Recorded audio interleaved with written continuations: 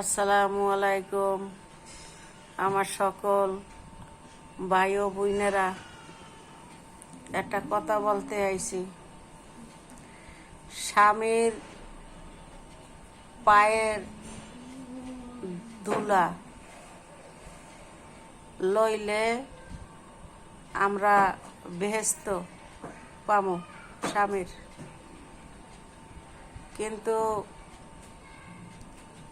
স্বামী তো এটা বোঝে না। স্বামী বিয়া করে করিয়া পরকিয়া করে আরেকখানে করিয়া ওই বউ ফালাইয়া দেয়, হয়তো ছেলে মেয়ে হয়, তখনকা কই যাইবে? তখন আত্মহত্যার নেয়। স্বামীর ভালোবাসা পায় না দেখি তো আত্মহত্যা করে। স্বামী সময় দেয় না, অন্যখানে যাইয়া পরকিয়া করে, বউরে সময় দেয় না, বউরে দেখতে পারে না, বউয়ের লাগে অনেক আচরণ করে। এই দিকটায় মারা যায়। একটা মানুষ মারা যে যায়, অনেক বউয়ের মধ্যে কষ্ট লইয়া মরে, ঠিক আছে? ওই যে একটা মহিলা যে মরল, আমাগো মতো নিত, কিন্তু মহিলাটার তো চেহারাশালী অনেক সুন্দর আছিল।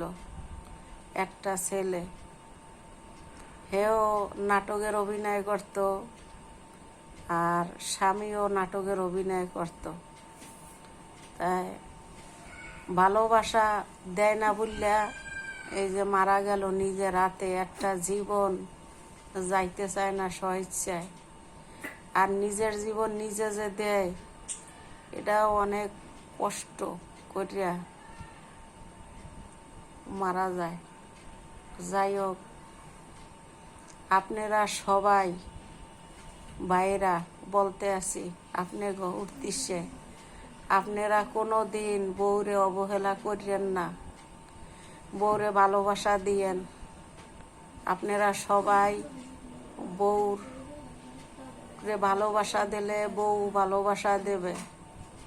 আপনারা ভালোবাসা দেন না দেখেই তো আমাগুন হান বউরা মারা যায়, ঠিক আছে? এরমের শত শত মানুষ এরমের আছে। যাই হোক, ওই বোনটা যে মারা গেছে অনেক কষ্ট পাইছি, আর ছেলেটার আল্লাহ বাঁচাইয়া রাখুক। ছেলেটা কার দ্বারে যাইবে, কার বহে ঘুমাইবে? বেড়া তো বিয়ে করবে আবার আর একটা, কিন্তু ওই বাচ্চাটার তো অনেক কষ্ট হইবে, তাই না? যাই হোক, ভিডিওটা অনেক বড় হয়েছে।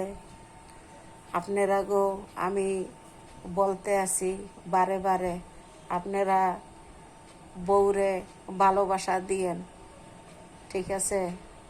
বউরা যেন কষ্ট যেন না পাইয়া, যেন নিজে হাতে নিজে না মরে, বুঝছেন?